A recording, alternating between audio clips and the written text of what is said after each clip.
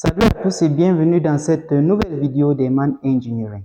Alors, avant de commencer cette petite vidéo, je voudrais d'abord m'excuser pour cette longue période d'absence. C'était pour des raisons indépendantes de ma volonté. Alors, je voudrais également vous souhaiter une excellente année 2025. Alors, durant l'année passée, nous avons donc plus travaillé avec le logiciel Archicad. Nous avons fait une formation de près de 15 heures de temps sur cette chaîne portant sur l'utilisation du logiciel Archicad. Alors, durant cette nouvelle année, nous allons donc continuer dans la même lancée par notre perfectionnement dans l'utilisation de ce logiciel. Nous allons également voir d'autres logiciels très intéressants ici. Il s'agit ici du logiciel Revit et du logiciel Robot. Alors, pourquoi Revit ici? Revit, c'est un logiciel ici qui utilise, bien qui combine de façon harmonieuse l'architecture à la structure.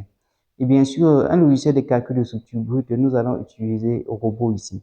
En ce qui concerne maintenant cet univers passionnant de la structure, nous allons procéder également à des tutos portant sur des notions manuelles ici ou des notions de compréhension. Alors, ces notions ici vont nous permettre de mieux comprendre la structure avant d'utiliser naturellement des logiciels. De sorte que lorsque nous allons paramétrer notre logiciel, c'est-à-dire l'ensemble des éléments que nous allons prendre comme paramètres dans le logiciel seront tout simplement justifiés de façon structurelle, de façon mécanique, de façon physique. Alors sur ce, nous allons donc nous pencher sur l'étude de certaines branches telles que la mécanique des milieux continus ici, la mécanique des structures ici, la mécanique du sol ou de la géotechnique de façon générale. Nous allons également procéder à l'étude numérique, c'est-à-dire ici, nous allons faire un peu d'analyse numérique, donc de mathématiques. Nous allons également faire des simulations numériques, car grâce à l'analyse numérique, nous allons construire des modèles numériques et nous allons naturellement les simuler en écrivant tout simplement des petits codes. Alors, pourquoi cette notion d'analyse numérique ici?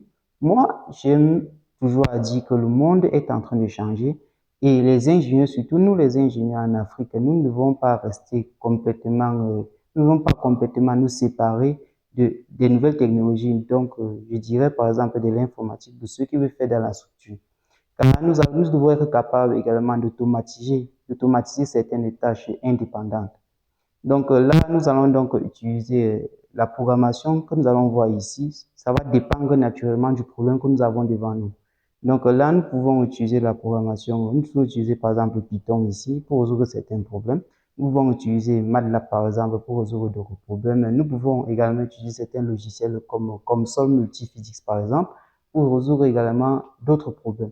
Alors là, ça va dépendre exclusivement du problème que nous avons devant nous ici. Donc, j'ai également mis à votre disposition un petit document qui va vous aider à avoir les bases solides dans le domaine d'étanchéité des bâtiments. Alors, ce document est intitulé Étanchéité des bâtiments, protéger et pérenniser les constructions modernes. Alors, vous trouverez le lien de ce petit document en description. Alors, sur ce, on va se retrouver de l'autre côté pour la suite de ce merveilleux voyage dans l'univers passionnant du génie civil de façon générale.